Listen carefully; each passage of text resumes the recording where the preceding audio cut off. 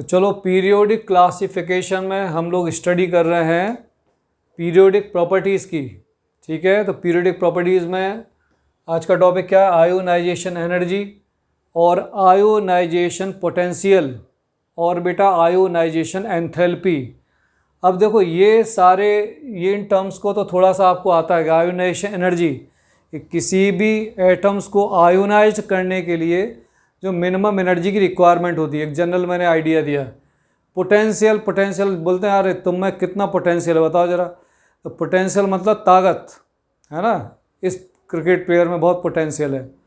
ठीक, तो पोटेंशियल, तो आयोनाइज करने के लिए कितना पोटेंशियल, कितना एनर्जी प्रोवाइड करें, आयोनाइजेशन पोटेंशियल। यहाँ एक टर्म आया बेटा आयोनाइजेशन एंथैल्पी।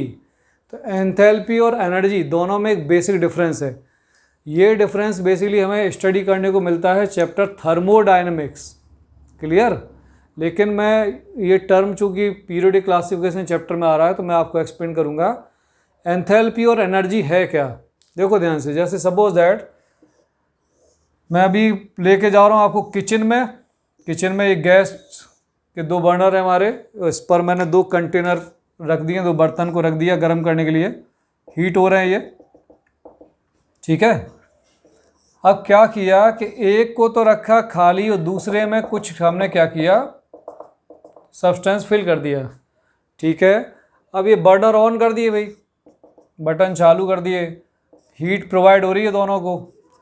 तो बेटा क्या होगा, अभी सपोज दैट इन कंटेनर्स का कुछ एनर्जी था, इसका कंटेनर का एनर्जी था E1।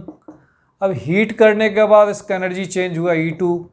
तो टोटल हीट एनर्जी चेंज कितना हो गया, डेल्टा E इक्वल टू बोलो E2 माइनस E1, ये एनर्जी चेंज हो गया। ठीक, लेकिन क्या कुछ वर्क डन हुआ, क्या कुछ काम हुआ, यस या नो? कुछ नहीं हुआ, नहीं हुआ ना, क्योंकि सपोज आपने क्या किया, इस कंटेनर में कुछ रखा ही नहीं तो वॉल्यूम चेंज नहीं हुआ। ठीक है, अब आपने इसमें रख दिया और अगर मैं इसमें एक पिस्टन लगा दूं, मैं पिस्टन भी लगा देता हूं, चलो ये पिस्टन लगा दिया और पिस्टन से इसे बंद कर दिया। अब ये हीट एनर्जी जब इसको कंटेनर को प्रोवाइड होगी, लिक्विड है तो liquid convert into gases state, direct gas fill कर दोगे तो फिर गैस एक्सपांसन होगा उसमें। तो पहले इसका वॉल्यूम कितना है,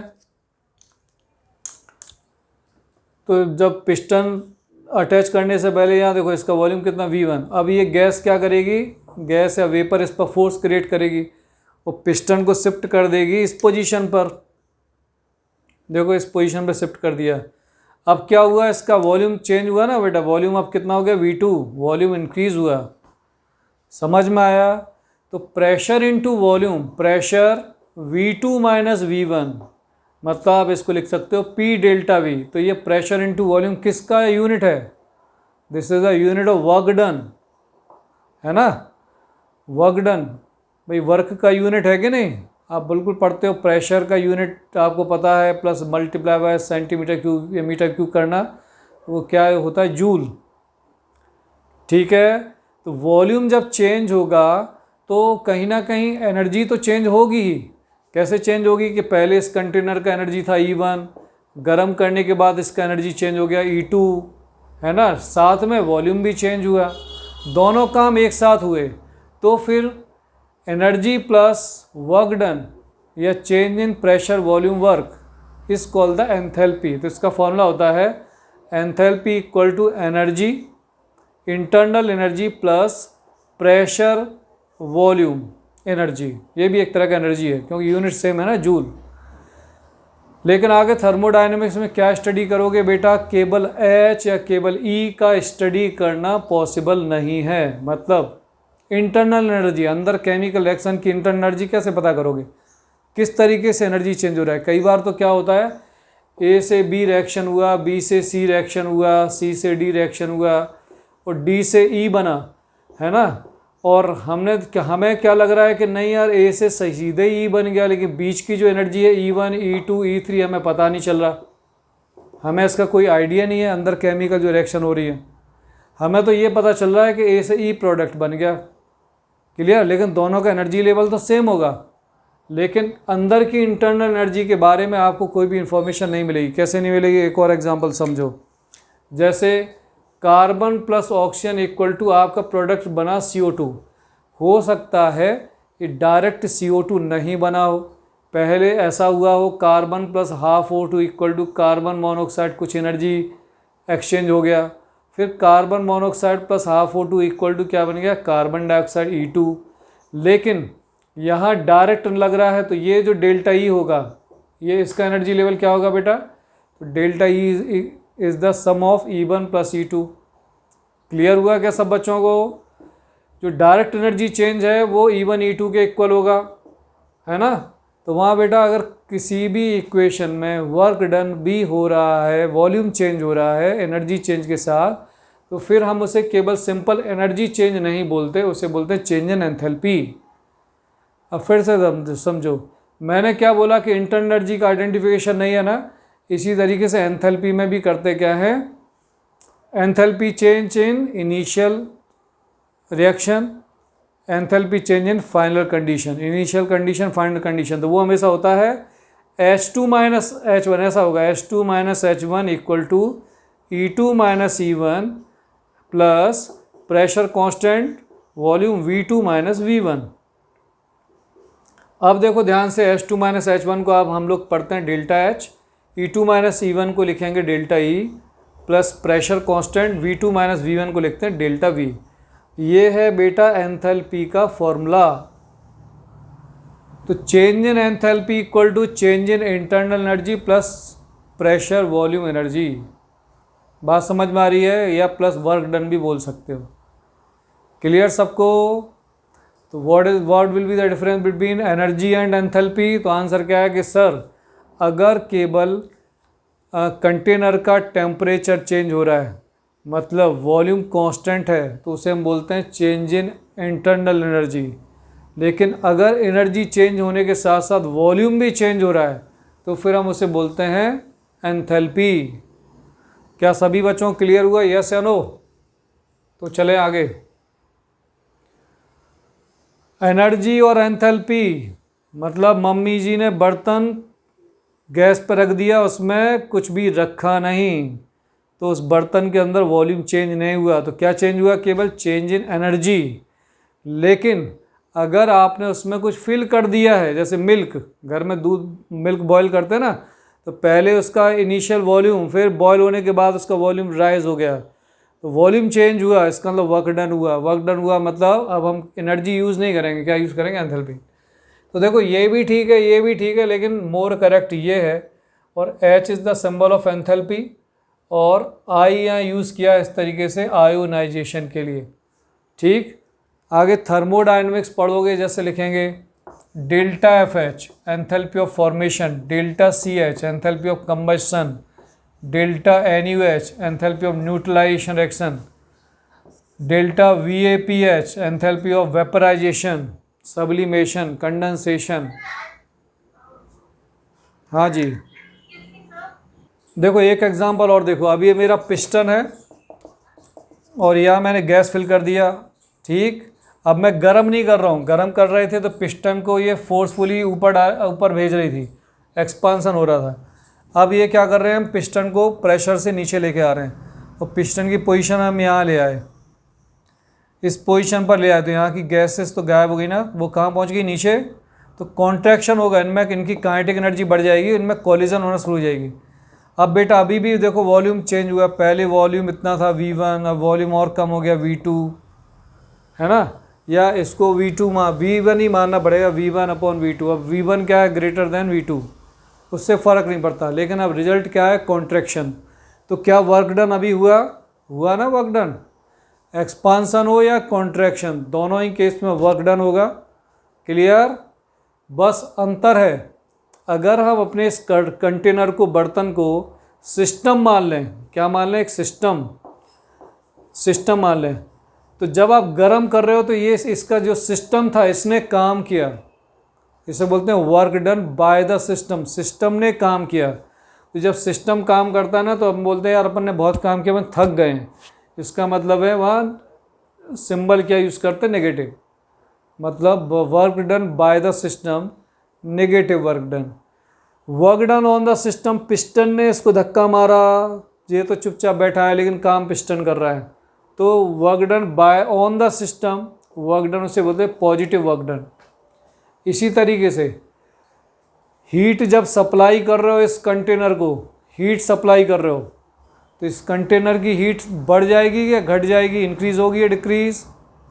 हीट इंक्रीज़ होगी। अरे घर में जब किसी चीज़ कुकिंग करते हो ना, बर्तन को गर्म करते हो, हीट बढ़ जाती है, तो Q equal to positive symbol, heat is given to the system. ये थर्मोडायनेमिक्स में पढ़ेंगे।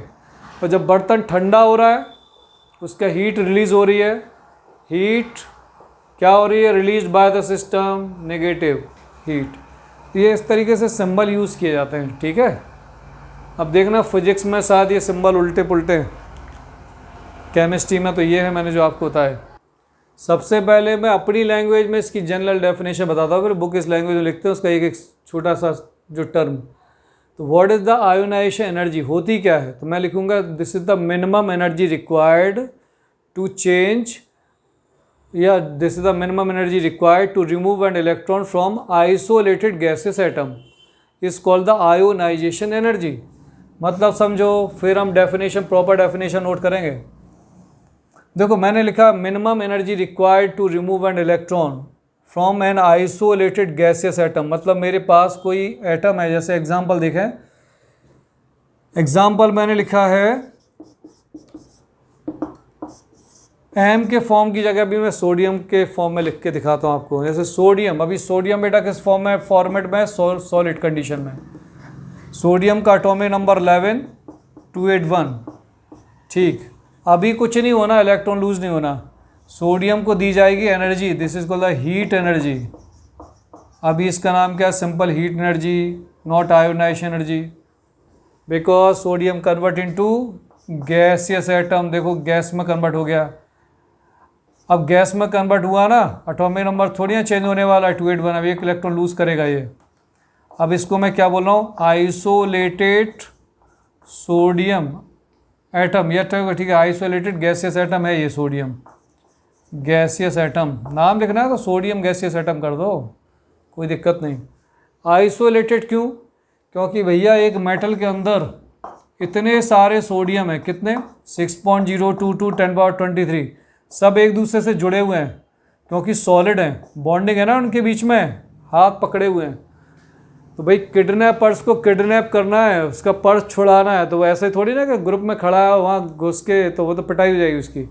अल्टीमेटली वो क्या करेंगे कि वो उस ध्यान आपका भटकाते हैं, डिस्टर्ब करते हैं आपको। कहने का मतलब है पहले उसे सॉलिड से गैस में कन्वर्ट किया, मतलब उनके बीच के बॉन्ड तोड़ दिए, सॉलिड के बीच में। अब बोले अब फ्री हो गए हो।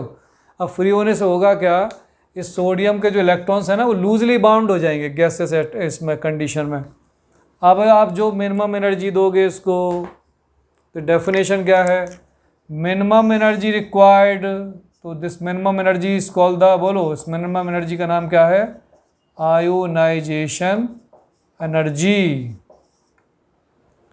अब ये आयोनाइजेशन एनर्जी करेगी क्या, सोडियम को सोडियम आयन में कन्वर्ट कर देगी, Na+ में, gases condition. Outer most orbit का एक इलेक्ट्रॉन लूज हो गया 2,8 और +1 इलेक्ट्रॉन, ये इलेक्ट्रॉन बाहर आ गया। क्लियर हुआ सब बच्चों को? सेकंड इलेक्ट्रॉन को लूज करने में तो बहुत अधिक एनर्जी की रिक्वायरमेंट है। रीज़न सब बच्चों को समझ में आ रहा है, क्यों? क्योंकि स्टेबल कंडीशन आ गई है। अब ये कैसे हो गए बेटा, स्टेबल। अगर अब आप एनर्जी दोगे तो बहुत ज़्यादा। अब इस आयोनाइजेशन एनर्जी का कुछ वैल्यू होगा, उस वैल्यू को हम कैसे लिखने वाले हैं, ΔEH इक्वल टू जो भी गिवन होगा, ΔEH इक्वल टू द, अभी मैं नेगेटिव लिख रहा हूँ, नेगेटिव नहीं सॉरी पॉजिटिव एनर्जी सप्लाई की ना, एंडोथर्मिक रिएक्शन है। इसका डेटा मेरे पास होगा, कॉपी में देखूंगा मैं, एंडोथर्मिक रिएक्शन, एनर्जी सप्लाई की गई है, एनर्जी बाहर तो जाएगी नहीं, अभी पॉसिबल नहीं है, ठीक।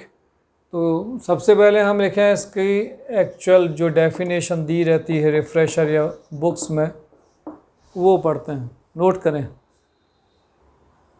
तो चलो मैंने यहाँ दोनों डेफिनेशंस बोर्ड पर नोट किया आपके लिए। फर्स्ट ये प्रॉपर डेफिनेशन, इसके अंदर छोटे छोटे टर्म्स का इम्पोर्टेंस है। क्या है देखो, the minimum amount of energy to remove the, पहले बात करें मिनिमम अमाउंट ऑफ एनर्जी। बात समझ में आ रही है ना कि भाई एक्सपेरिमेंट करते करते जैसे इलेक्ट्रॉन लूज़ हुआ उसका एक एनर्जी का वैल्यू क्या कर लिया, काउंट कर लिया। ठीक है, तो the minimum amount of energy to remove the most loosely bound electron. ये मोस्ट लूजली बाउंड इलेक्ट्रॉन क्या होते हैं? आंसर क्या है? Outermost orbit electron. ये बेटा क्या है? आउटर मोस्ट ऑर्बिट इलेक्ट्रॉन, वो मोस्ट लूजली बाउंड इलेक्ट्रॉन होते हैं। They are also known as delocalized electron. इसका एक टर्म और है, कहीं स्टडी करना है तो ठीक है। जैसे ये मेरी मेटल है और मेटल का जो ये एटम है और इस पर ये इलेक्ट्रॉन आउटर मोस्ट में चिपके हुए हैं, ये अंदर nucleus. This is called the delocalized electron, localized electron. या दूसरा टर्म क्या है? दूसरा टर्म क्या है? Loosely bound electron. Clear? From a neutral isolated gases atom. अब न्यूट्रल क्यों? अगर बेटा ये जो एटम हमारा पहले से ही पॉजिटिव चार्ज एटम होगा तो फिर कहीं ना कहीं उसे न्यूट्रल एटम के कंपैरिजन में हायर अमाउंट ऑफ एनर्जी का रिक्वायरमेंट होगा इलेक्ट्रॉन को लूज़ करने के लिए।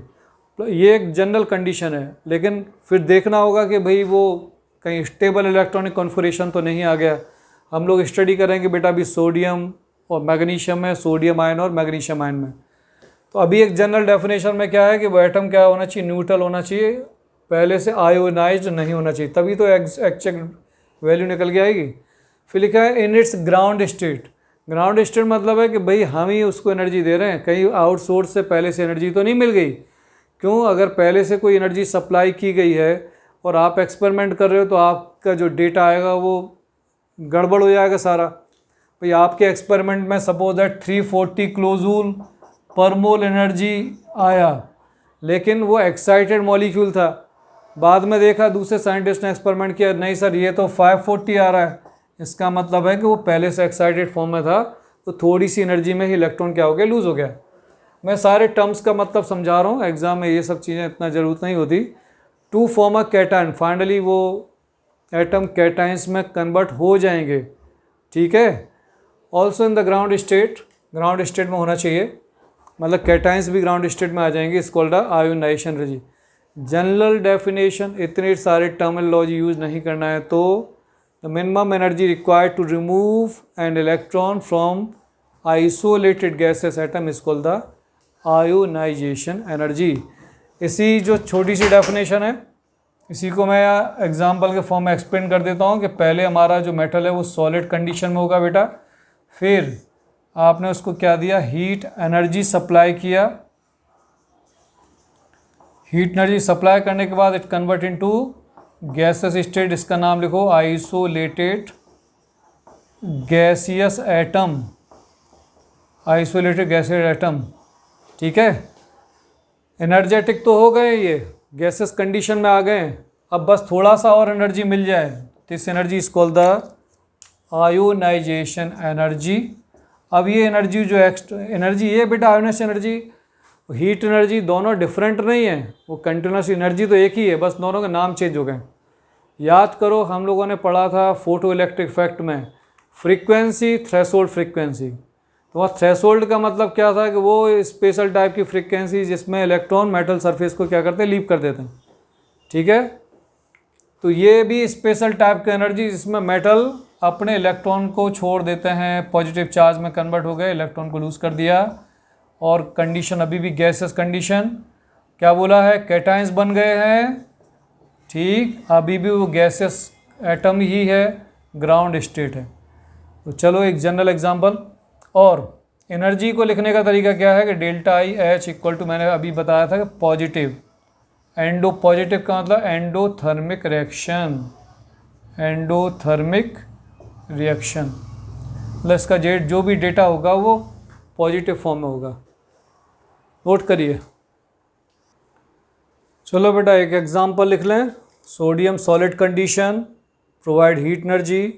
अच्छा, जब हीट एनर्जी प्रोवाइड करते हैं then solid directly convert into gases state और phenomenon is called the sublimation. ये सब्लिमेशन हो रहा है, सब्लिमेशन क्या होता है कि when the solid state directly change into gaseous state, sublime हो गए। फिर minimum energy required to remove electron, electron बाहर हो गए, किससे? गैसियस कंडीशन में। तो आपने पहली बार 11th में कुछ सीखा, क्या सीखा कि अभी तक तो सर हम ऐसा करते थे कि सोडियम लिखते थे और ऐसा लिख देते थे, याद आ रहा है, Na++1 इलेक्ट्रॉन। कभी ये सोचते ही नहीं थे कि यहाँ सॉलिड होना चाहिए कि गैस होना चाहिए। ठीक है, जब मेटल्स को मेटल आयन में कन्वर्ट करते हो। अब बिल्कुल पता, अब ये गलती नहीं करेंगे कि सोडियम सॉलिड कंडीशन में इलेक्ट्रॉन लूज़ नहीं करेगा। किस कंडीशन में इलेक्ट्रॉन लूज़ करेगा बेटा? गैसियस कंडीशन में। आयंस भी गैसियस फॉर्म में होंगे। चलिए नोट करें। तो बेटा देखो, फर्स्ट फैक्टर हमने लिखा एटॉमिक साइज। तो एटॉमिक साइज इन ग्रुप और इन पीरियड। तो ग्रुप में एटॉमिक साइज के बारे में हम क्या पढ़ चुके हैं? थ्योरी कंटेंट्स अगर होता तो क्या लिखते हैं कि on moving down the group number of orbit increases then atomic size increases. Atomic size बढ़ जाती है। देन बेटा क्या होगा? एटॉमिक साइज इंक्रीज होने से tendency to lose electron increases, electron को लूज करने की टेंडेंसी इंक्रीज हो जाती है। ठीक है। Then ionization energy decreases. अगर समझ में नहीं आया तो फिर आप क्या करेंगे? नोट भी करेंगे। अगर इस तरीके से क्लियर हो रहा है तो अच्छी बात है। नंबर ऑफ ऑर्बिट बढ़ने से एटॉमिक साइज बढ़ेगी, लेकिन एटॉमिक साइज बढ़ने से, सॉरी, इन्वर्सली प्रोपोर्शनल है ना, एटॉमिक साइज इंक्रीज होने से आयोनाइजेशन एनर्जी की वैल्यू कम हो जाती है। क्यों कम हो जाती है वो एग्जांपल से देख सकते हैं। पहले नोट करिए इतना। देखो एग्जाम्पल मैंने लिया, एग्जाम्पल तो बेटा लिख सकते थे hydrogen, lithium, sodium, potassium, rubidium, caesium, francium तब, लेकिन मैंने केवल हाइड्रोजन से लेकर पोटेशियम तक स्टडी कर रहा हूँ। एटॉमिक नंबर, कॉन्फ़िगरेशन ये लिखना आता है। नंबर ऑफ ऑर्बिट, हाइड्रोजन में 1, इसमें कितना है? 2 ऑर्बिट, 3 ऑर्बिट, 4 ऑर्बिट। तो ऑर्बिट का नंबर इंक्रीज होने से एटॉमिक साइज लगातार क्या होता जा रहा है? बढ़ता जा रहा है। ये तो इंक्रीज़ हो गया, ये सब बच्चों को समझ में आ रहा है, एटॉमिक साइज इंक्रीज़ हुआ है, इंक्रीजेस। अब लेकिन मुझे सीखना है आयोनाइजेशन एनर्जी का क्या चक्कर है। तो आप एक खुद ही यहाँ देखना, सपोज दैट मेरे पास ये एक छोटा सा इलेक्ट्रॉन, ये है फर्स्ट एटम, इसका प्रोटॉन और इसका इलेक्ट्रॉन पास पास है ना, ये अट्रैक्ट करके रखा हुआ है। अभी भी शायद पता नहीं दिखाई दे रहा है कि नहीं। 2 एटम मुझे बनाने हैं, एक स्मॉल एटम, स्मॉल में भी इतना तो बनाना पड़ेगा कि आपको दिखाई दे। ये एक बेटा लार्ज एटम बना रहा हूँ, इसका ये प्रोटॉन बना दो सेंटर में और आउटर मोस्ट में बना दो एक इलेक्ट्रॉन, ये इलेक्ट्रॉन्स। दोनों में से किस में डिस्टेंस बेटा ज़्यादा है? हाइड्रोजन के केस में या लास्ट में सीजियम फ्रांसियम के केस में? बोलो। तो मैं अगर थ्योरी नोट करता, आपको नोट करना है तो बता देना, मैं क्या लिखता था? On moving down the group number of orbit increases, then atomic size increases, then attraction between protons and electrons decreases. यहाँ प्रोटॉन्स ने इलेक्ट्रॉन्स को पकड़ के रखा है, यहाँ थोड़ा सा क्या हो गया? अट्रैक्शन कम हो गया। क्यों कम हो गया? क्योंकि हम पहले ही पढ़ चुके हैं कि इसके बीच बीच में क्या होते हैं? और भी ऑर्बिट आ जाते हैं, इसलिए अट्रैक्शन क्या हो गया? पहले से कम, अट्रैक्शन कम हो गया। अब अट्रैक्शन कम होने से क्या हुआ कि less amount of energy is required to remove an electron. भाई आपको एक्सप्लेन करते हैं, एक बच्चा आपके घर में खेल रहा है, घर के आंगन में, और एक घर से 1-2 किलोमीटर दूर क्रिकेट खेलने गया है, किसको किडनैप करना आसान है? तो जो घर में वो मम्मी पापा के सामने बिल्कुल है ना, मदर और फादर को मान लो प्रोटॉन न्यूट्रॉन्स, तो वो पकड़ के रखेंगे, अट्रैक्शन ज़्यादा है। लेकिन जो घर से दूर है, ये प्रोटॉन से इलेक्ट्रॉन दूर है, तो यहाँ थोड़ा सा एनर्जी चाहिए। तो आप क्या करोगे? इसको इलेक्ट्रॉन को रिलीज़ करने में ऐसे दिखाओ कि less amount of energy, less amount of energy चाहिए। कौन सा एनर्जी? आयोनाइजेशन एनर्जी, है ना। और इस इलेक्ट्रॉन को रिलीज़ करने में लिखो more amount of energy, more amount of ionization energy. Reason सब बच्चों को समझ में आ रहा है कि एटॉमिक साइज बढ़ेगा तो ये वैल्यू कम हो जाएगी। क्लियर? किसी को डाउट है तो पूछें। तो चलो बेटा नोट करें सभी बच्चे। अब क्लियर हुआ कि एक बार और एक्सप्लेन करना है। Number of orbit increases, orbit increase होने से एटॉमिक साइज इंक्रीज हो रही है, साथ में आउटर मोस्ट ऑर्बिट इलेक्ट्रॉन्स और प्रोटॉन्स की डिस्टेंस बढ़ती जा रही है। डिस्टेंस इंक्रीज होने से दोनों के बीच का अट्रैक्शन क्या हुआ, डिक्रीज। जब दोनों का अट्रैक्शन डिक्रीज हुआ तो इन फर्स्ट केस में highest amount of energy is required and in last case में least amount of energy is required. Clear? आप फर्स्ट केस में हाईएस्ट लिखो, लास्ट में लेस के लीस्ट कर दो, सबसे कम या हाईएस्ट आयोनाइजेशन एनर्जी। तो up to down ionization energy क्या होगी, डिक्रीज। कॉन्सेप्ट ये है, इसको बस समझिए, याद रखिए, नोट करो बेटा।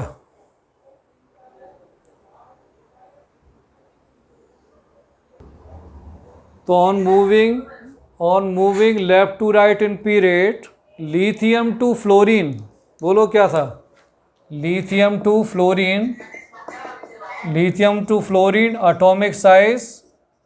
एटॉमिक साइज क्या था बेटा, decreases, then value of ionization energy increases, बढ़ती जाएगी। अब ऐसा कुछ लिखो जैसे हम लेफ़्ट टू राइट चल रहे हैं, LIBBCNOF, नहीं ये नहीं लिखना है, पहले हमको क्या लिखना है, ये लिखना है पीरियड में क्या याद रखना है कि एटॉमिक साइज कम होता जाता है तो आयोनाइजेशन एनर्जी की वैल्यू बढ़ती जाएगी।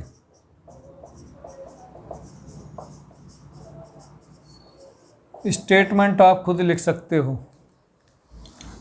अब फिर वही कहानी सुनना ध्यान से। जैसे मेरे पास एक छोटा सा एटम है, ये छुटकू सा एटम, इसका ये प्रोटॉन है और यहाँ एक इलेक्ट्रॉन है, ठीक है, बताना मुझे।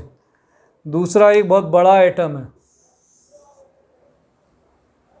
है ना, बड़ा नहीं, उल्टा कर दिया मैंने, गलत डायग्राम बनाया। क्या लिखा है देखो, lithium to fluorine atomic size decreases, उल्टा। यहाँ बड़ा एटम, प्रोटॉन्स, इलेक्ट्रॉन्स, यहाँ छोटा एटम। तो ये क्या है, ये लिथियम है और बीच में होंगे बाकी लिथियम, बेरिलियम, LiBBCNO, और फिर ये सबसे छोटा एटम कौन सा, फ्लोरीन। हम स्टडी कर रहे हैं। अब ये इलेक्ट्रॉन्स प्रोटॉन से काफ़ी दूर है और इसमें देखो इलेक्ट्रॉन प्रोटॉन के बहुत पास में है। अब किस इलेक्ट्रॉन को रिलीज़ करना डिफ़िकल्ट है, किसको इजी है, बोलो भाई सारे बच्चे, girls and boys. Which electron can remove easily, भाई इसके मम्मी पापा इससे बहुत दूर हैं, इसके मम्मी पापा इसके बहुत पास में, इसको पकड़ के रखे हुए हैं। किसको ज़्यादा एनर्जी देनी पड़ेगी रिमूव करने के लिए, फ्लोरीन, तो है ना। तो डायग्राम से समझ में आता है।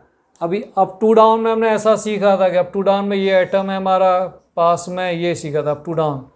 अभी ये था लिथियम सपोजेड, है ना, और नीचे बड़ा सा एटम कौन सा था, सीजियम। तो सीधी सी बात है, ये अप टू डाउन में क्या हो गया, डिक्रीजेस था, डिक्रीजेस, एनर्जी कम देनी पड़ेगी इलेक्ट्रॉन को भगाने के लिए। इससे मिला मत देना, ये तो ग्रुप की बात कर रहे हैं हम, कंपेयर करने के लिए ग्रुप। सीधे यहाँ लिखो लिथियम टू फ्लोरीन क्या होगा, डिक्रीजेज। रीज़न बिल्कुल समझ में आ रहा है, तो यहाँ लिखो less amount of energy, least ionization energy, सबसे कम, और लीस्ट के बाद क्या है, मोस्ट लिख दो या हाईएस्ट लिख दो, सबसे ज़्यादा।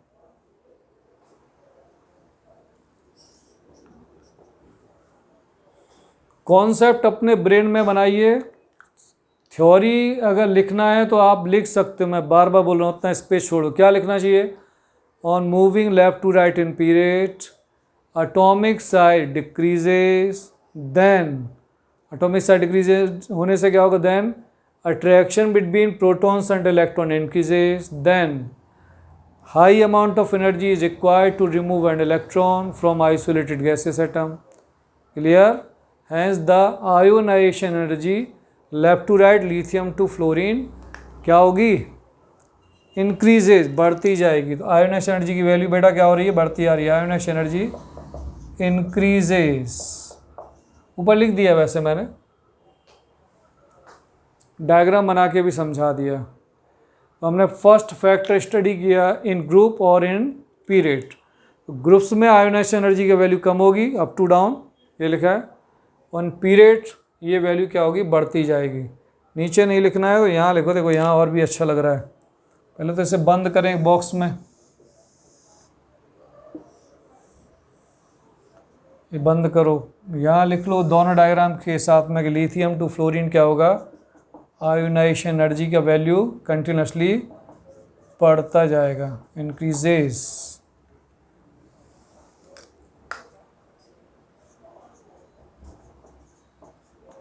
अच्छा, नियॉन भी लिख सकते हो, है ना, नियॉन भी लिख सकते हो। नियॉन का एटॉमिक साइज वहाँ थोड़ा सा क्या होता है, ज़्यादा होता है, वहाँ बच्चे होंगे कन्फ्यूज्ड। उसको हम दूसरे तरीके से लिख लेंगे। अदरवाइज नियॉन तो क्या स्टेबल इलेक्ट्रॉनिक कॉन्फ़िगरेशन ना, तो इलेक्ट्रॉन्स को निकालना मुश्किल ही नहीं, नामुमकिन है। डॉन की तरह है वो नोबल गैस का neon, argon, helium, electron lose नहीं करते आसानी से। चलिए नोट करिए सभी students, concept of ionization energy और फर्स्ट फैक्टर क्या है, एटॉमिक साइज, और स्टडी कर रहे हैं इन ग्रुप और इन पीरियड। नोट करें।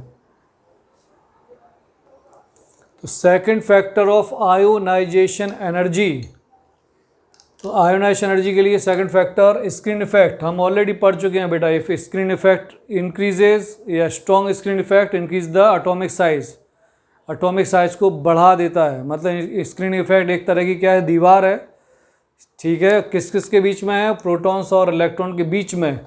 जो NH2 NP6 इलेक्ट्रॉन्स जो है S और P ऑर्बिटल के इलेक्ट्रॉन्स, वो सील्ड कर लेते हैं, हाइड कर देते हैं। जिससे क्या होता है, प्रोटॉन्स और इलेक्ट्रॉन के बीच का डिस्टेंस बढ़ जाती है, अट्रैक्शन कम हो जाता है, और दूरियाँ बढ़ने से फाइनली एटॉमिक साइज इंक्रीज़ हो जाता है, ठीक है। तो हम अब सीधा सीधा लिखने वाले हैं, सुनो ध्यान से, कि स्क्रीनिंग इफेक्ट करता क्या है। ऑलरेडी इसे पढ़ चुके हैं। स्क्रीन इफेक्ट लिखो, अगर ये इंक्रीज होगा तो क्या बढ़ जाएगा, एटॉमिक साइज भी इंक्रीज होगा। चलो, और एटॉमिक साइज अगर इंक्रीज होगा तो आयोनाइज एनर्जी क्या होगी, डायरेक्टली प्रोपोर्शनल, इनवर्सली, बोले जल्दी, inversely proportional, 1 upon ionization energy. लिख लो फटाफट, 1 upon ionization energy, 1 upon ionization energy. तो आयोनाइजेशन एनर्जी का वैल्यू क्या होगा, कम हो जाएगा। तो कितना बढ़िया काम है। इसका मतलब है कि मेरे पास एक एटम है, एक ये न्यूक्लियस है ना, और ये इसने स्क्रीन उतना दमदार बनाया नहीं फर्स्ट ऑर्बिट वाले ने, और सेकंड ऑर्बिट में इलेक्ट्रॉन है मेरे पास ये। तो ये क्या करेगा, इसको पकड़ के खींच लेगा, ये अट्रैक्ट कर लेगा। तो भाई अमाउंट हाई आयोनाइज एनर्जी की रिक्वायरमेंट होगी, बिल्कुल। लेकिन दूसरा मेरे पास एटम है, ये न्यूक्लियस है। तो मैंने क्या समझाया था आपको कि क्या आ गई बीच में, स्क्रीन आ गई। पहले तो यार फर्स्ट ऑर्बिट तो ऐसे ही बनाए, फर्स्ट ऑर्बिट में उतना दम नहीं होता। फर्स्ट ऑर्बिट ऐसे डिफ्यूज बता रहे हैं ना फर्स्ट ऑर्बिट। सेकंड ऑर्बिट के इलेक्ट्रॉन, ये जो इलेक्ट्रॉन्स है कौन से, याद करो, बताया था ना, 2s2 2p6 इलेक्ट्रॉन। ये इन्होंने कौन सी स्क्रीन बनाई,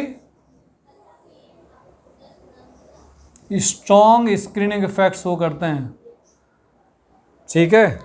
अब ये मेरे पास थर्ड ऑर्बिट है, कोई दिक्कत नहीं है, थर्ड ऑर्बिट है। तो इसके इलेक्ट्रॉन अब क्या होना चाहिए, स्क्रीन पावरफुल स्क्रीन बीच में आ गई, अट्रैक्शन डिफ़िकल्ट हो जाएगा ना, तो इसको रिलीज़ करना आसान है। तो लिख देंगे लेस आयोनाइजेशन एनर्जी, बीच में लिख दिया स्ट्रॉन्ग स्क्रीनिंग इफेक्ट। डायग्राम बनाना चाहे बनाए, नहीं बनाना चाहे ना बनाए, कोई दिक्कत नहीं।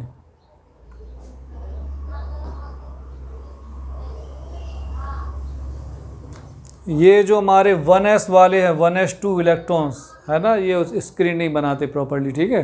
इलेक्ट्रॉन तो यहाँ भी है, चलो नोट करो। कॉन्सेप्ट ये है, कॉन्सेप्ट मैंने ऑलरेडी बोर्ड पर इस तरीके से नोट किया है।